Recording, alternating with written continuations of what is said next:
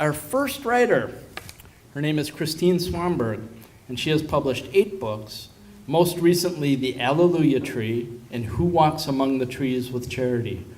Hundreds of poems appear in journals such as Spoon River Quarterly, Sharon with 2 Pushcart nominations, Avocet, and June Cotner books such as Gratitude, Prayers, and Earth Blessings. She gives workshops and readings throughout the country. She was interviewed in Poets Market and has won many awards for poetry. She does have books for sale over there between $5 and $10. Christine, please.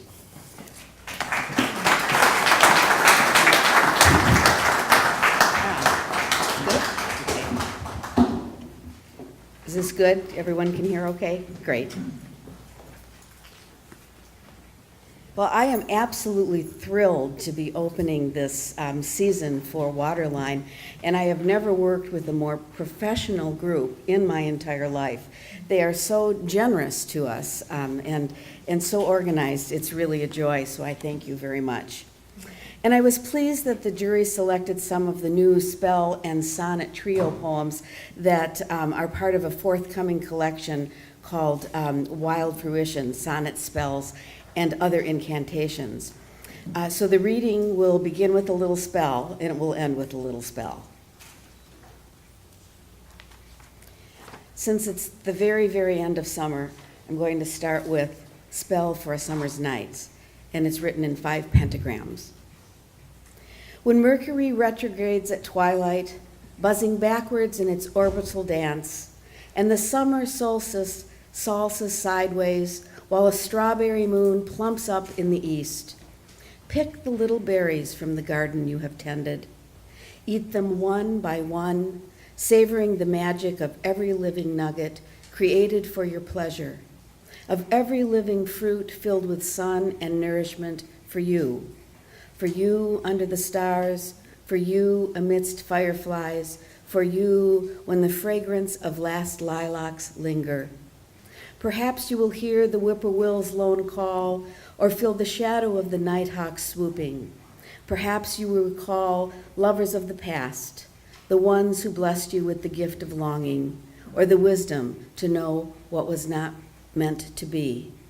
Yet the spell they cast informs the heart, like the muse you can't refuse.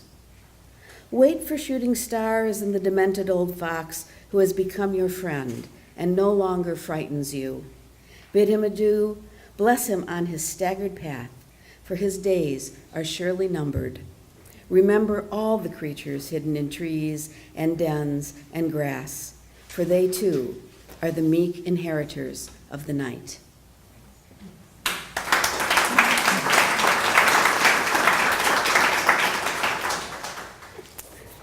This is a very old poem, but it is actually written for the late Linda Hull, who was my mentor in the Vermont writing program about 25 years ago.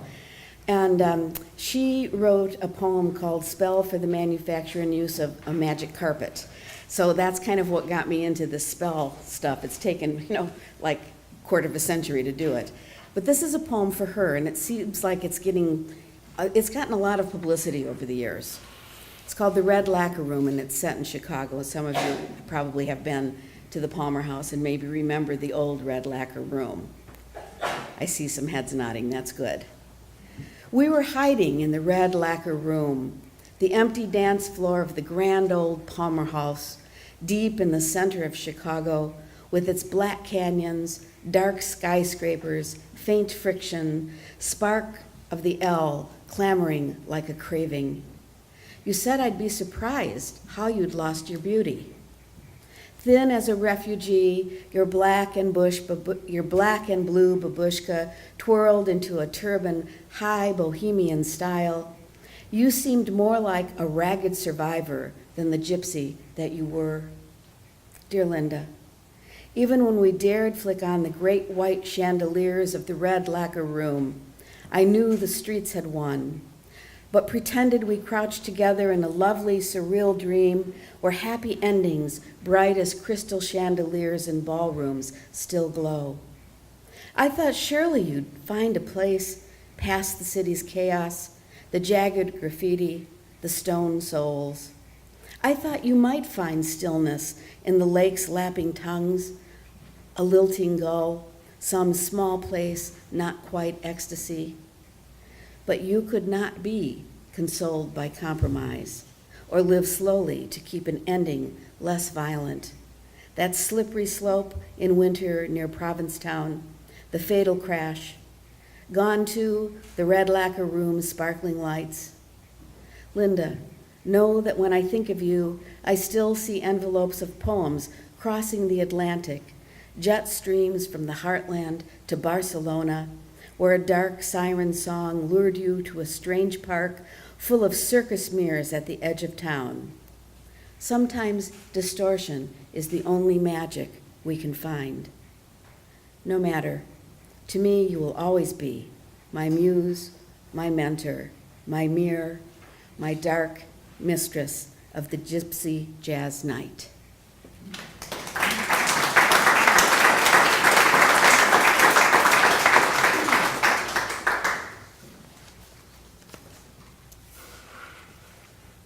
I started teaching English about 40 years ago and would do these assignments that I gave my students.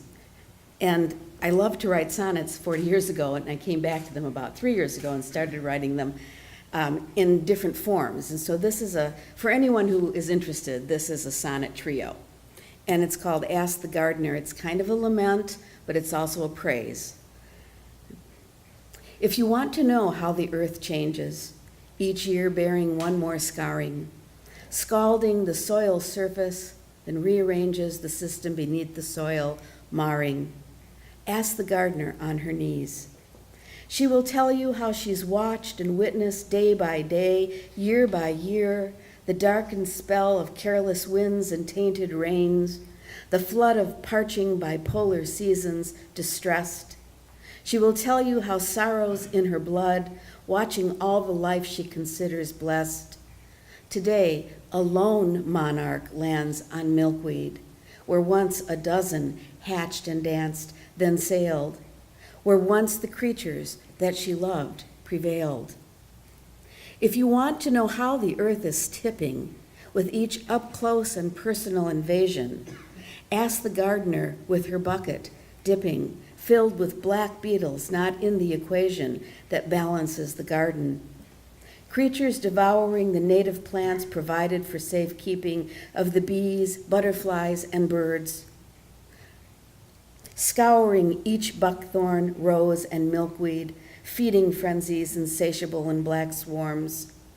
Ask the gardener when the bees disappear before her eyes, or when dry earth warms and turns from black to gray, a cracked mirror. Where once the gardener laughed with easy sighs, now the gardener stoops, too full of goodbyes. Goodbye, monarch, swallowtail, and bees. Hello, white grubs beneath the soil, tiny whales like the curled bodies of orca in seas seen one summer before the gusty gales of their great diminishing. Too much loss for a decade or century to bear. The gardener sees, feels, and knows the cost, and yet her green thumb does its healing, shared amongst the spider lilies and the bergamot, where hummingbirds return from year to year to this, their sanctuary. Were it not for gardeners on their knees in greening prayer, only scientists would speak of Earth's demise. But to the gardener, it comes as no surprise.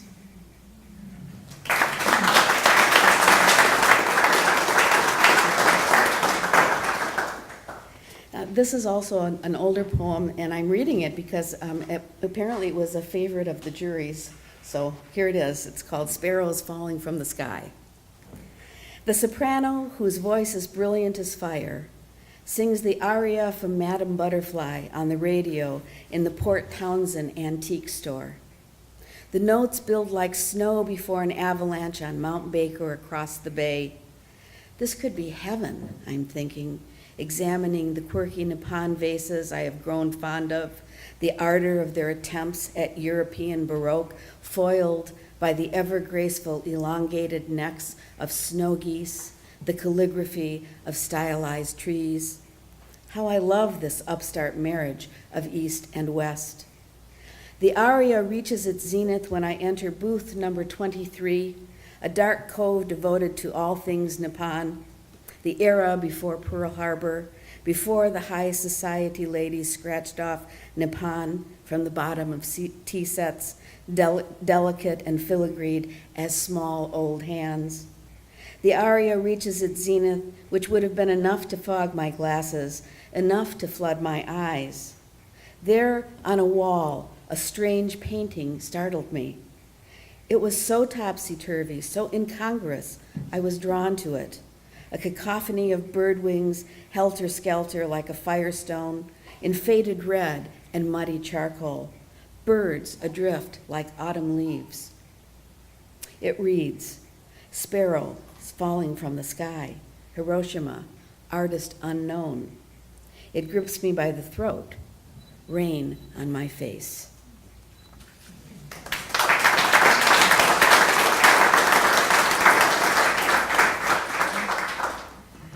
I'm sure a lot of people in here have on occasion taken a pilgrimage to the Great American West or the Great American Southwest. And about a year ago, I had that experience too, and that led to this poem called What Sedona Says. It's also a sonnet trio.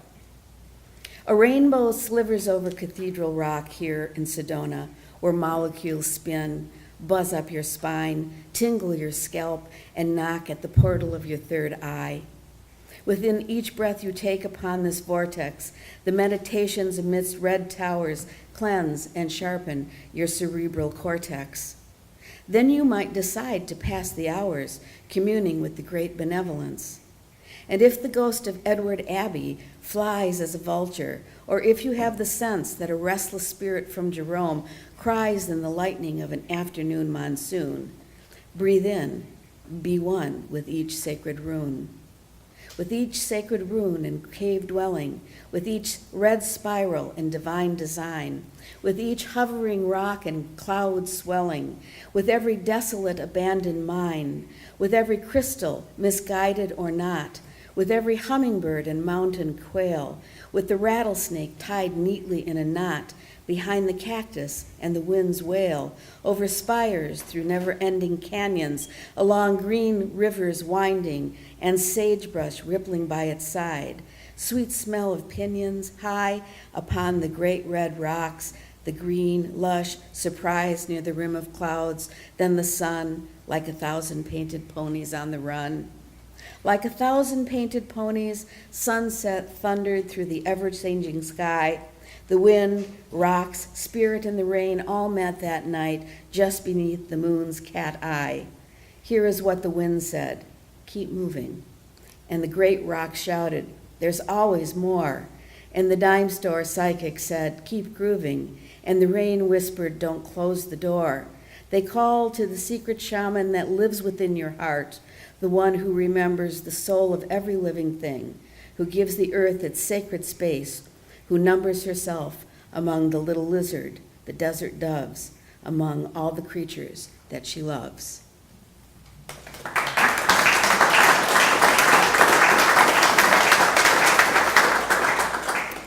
Oh, now we'll go even further west, all the way to Kauai, and this is At the Sacred Cliffs of Kauai. No matter how wide nor deep today's grief, remember, the world is wider and deeper. When you feel it shrinking, know, new earth still forms, volcanic fire on the sea. There may come a time when things won't get better, but not today with its cleansing rain, its hope of rainbows, its change of plans. Even the planets retrograde and don't fall from their orbits. In 1,000,000 years, the Nepali cliffs will be nothing but a coral reef, but see how they do nothing to speed their erosion. Be like that. Stand hard in your grief and let the elements pound your ribs.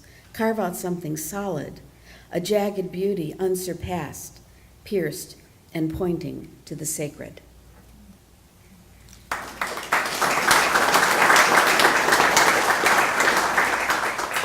And of course, we know it's right around the corner, winter. So this last poem is entitled Winter Spell. When Venus glides by Mars and 7 planets stitch a diamond necklace under Capricorn in the southwest twilight, and a tangerine moon rises like a phoenix through murky clouds, find a depression glass vase. Imagine the Italian midwife who kept it near her canary long before you were born. Listen to them. Recite all the blessings of the year, even those you didn't wish for, especially those. Place orange bittersweet and a few Chinese lanterns in the vase, invoking lost loves who have brought you to this cold enchantment. Lay the vase on the windowsill where the moon casts long shadows through the trees, and a cat with one good eye might sleep curled in a grapevine basket next to the Dreamer's Dictionary from Goodwill. Find the last 5 dreams you can remember, reading their meanings softly. Arrange them into a story that begins with once upon a time in the land of, and ends with lived happily ever after. Tell the story to someone you long for. Then, looking out the window, remember footprints in the hard-packed snow. Cat, deer, rabbit, raccoon, crow, sparrow. Remember them as you brew hot tea, mint, chamomile, or rose hips in an Nippon teapot from Salvation Army. Sing a song from childhood. Any song will do.